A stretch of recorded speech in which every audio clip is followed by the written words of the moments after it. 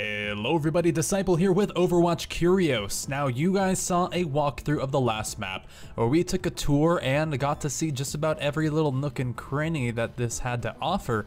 But now we're gonna see how exactly it feels in a 6 versus 6 game. So I'm here with one of my friends along with 4 other complete strangers on the PTR. The patch did just go up about an hour ago, and so I have been vigorously trying to learn everything I can about this map and see how exactly to best play it. I can't wait to also talk about the new PTR changes that are coming out besides this map, because there's actually some really exciting stuff. Now, I did record some gameplay, and I was super excited about it because I dominated. I just absolutely thrashed the other team. We attacked and won in about 220, and then when we defended, the attacking team came in and like gave me a triple kill immediately when I was on Symmetra, and then I found out I wasn't recording it, and so we're gonna try it again. Hopefully it works. I felt like Symmetra would be a good character to try a new map on, since you get to look around for maybe some good turret nest locations, maybe some good spots to throw your teleporter or your shield generator, whatever you so choose. And we're just gonna kind of see exactly what this map has for you know, a 6 versus 6 team. I really want to make a video talking about some of the changes because I feel like they're really important to the game. The gist of them, so that you can kind of see if we experience them in this game at all. McCree, his ultimate is actually useful now. The damage starts charging up after 0.2 seconds instead of 0.8 seconds, and it charges to a much higher damage at first. I mean, it's always done a ton of damage, but it always took a really long time to get there. I should have backed off and placed my teleporter, but you know what? I like to be a little bit too aggressive on Symmetra. Anyway, so McCree's ult is going to be good, and I believe that if a Ana nano boosts him, then his ult will do enough damage to kill a 200 HP hero in 1.5 seconds, which means if most of your team has 200 HP, he will kill all of you in 1.5 seconds, which is actually not a lot of time. Okay, so I'm on a super useful character right now. Let's throw down a nifty little shield generator. Ooh, up here looks like a pretty safe place for that, because I honestly don't think they're ever going to come around here. However, the issue is I'm playing Symmetra. Reaper also got a really big change. He no longer has his little souls that he... Oh god, I'm gonna get super boned here. That he gets to reclaim for health. Instead, he just gets a flat health regen on his attacks. He has lifesteal now. He restores 20% of all of the damage he deals as... Wait, I did put down a teleporter. What? I thought it was a shield generator. I'm sorry, team. Oh, I'm not in team chat. I thought it was a shield gen.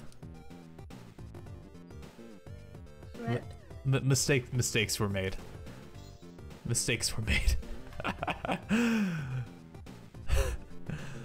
Anyway, so Reaper is going to have so much more you're going to feel good about, you know, potentially dropping in onto a fight, knowing that you can survive it as long as you're pumping out consistent enough damage. You don't have to finish someone off to get that heal. You can actually just stick on them and you can get the heal up. So it makes him even more effective against tanks than he was before, because he's already been a great counter to tanks. He's really good against Winston. He can be decent against D.Va depending on the situation. He's always been good against Roadhog and Reinhardt, but now he's going to be able to survive against them longer. In the past, they would have just dropped the soul where he would have healed a flat amount, but now, of course, he's going to be able to heal just off the damage he deals, and that is absolutely insane. I expect Reaper to actually rise quite a bit in win rate. He still suffers from a lot of the weaknesses he had before. Pharahs are still going to be able to absolutely shit on him, and anything else that can kill him quickly is going to be very good. McCree will still be better than Reaper. In like a 1 versus 1, McCree will still win. But ultimately, I'm really excited for it. Also, Roadhog got an enormous change. And Roadhog is now going to deal quite a bit less damage with his guns. However, he fires 30% faster, and he has one more I don't want to call it a clip or a magazine because it's just he has a little bit more junk in his pile of trash that he throws into his gun now.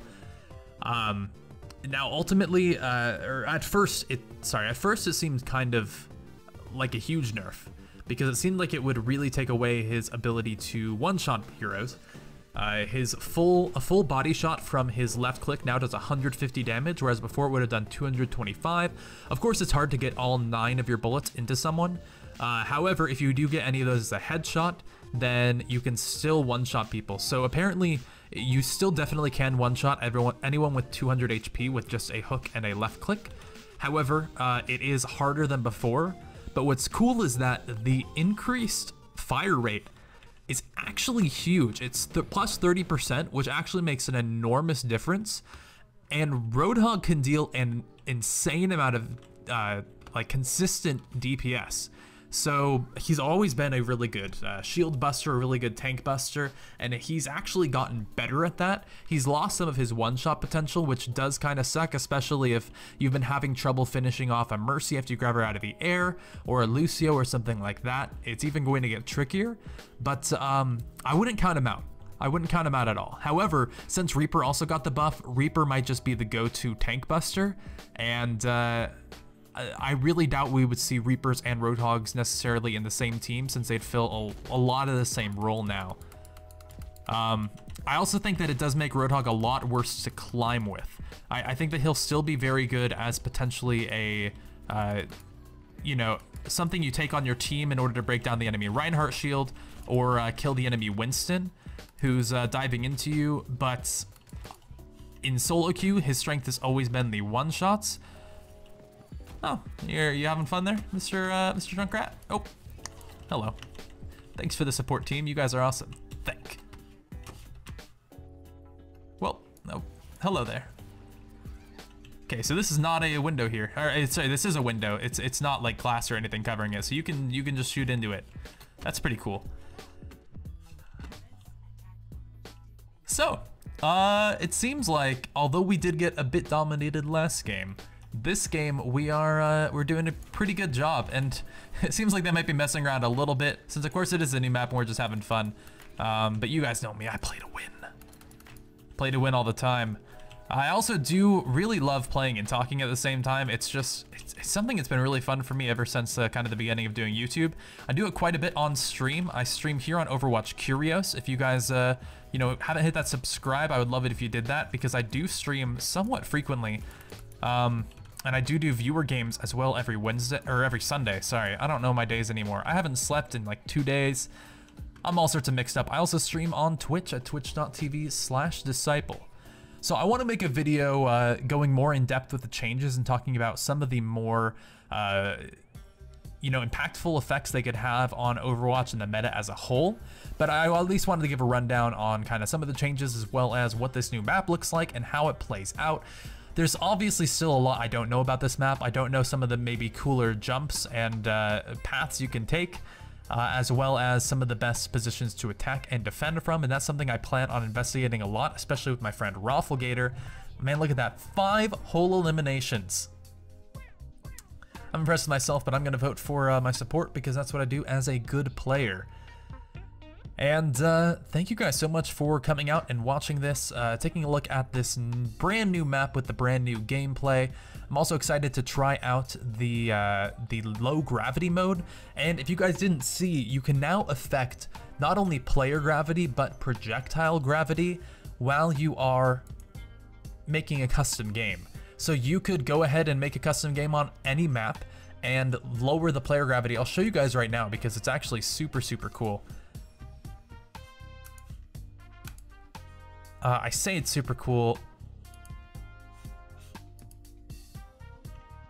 Let's see. So you can change your jump speed, your movement gravity, your movement speed. Movement speed has always been there, but your projectile gravity, yeah. So I don't believe jump vertical speed was always there, but the jump vertical speed and the movement gravity and projectile gravity are new here. So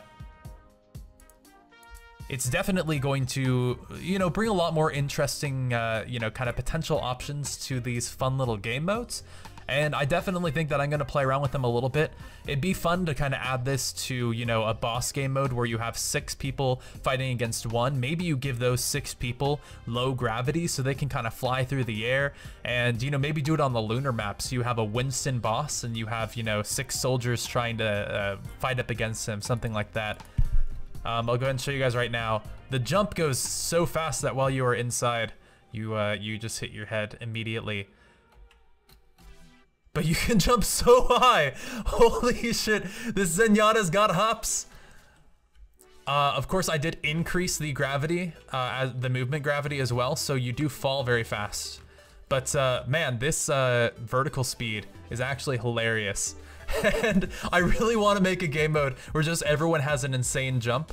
You can also, of course, set it to low gravity so that every player gets to stay up in air for a while too. Everyone gets to get their turn at being Pharah, because fuck you, Pharah. Anyway, thanks for watching. I will see you guys next time, and peace out.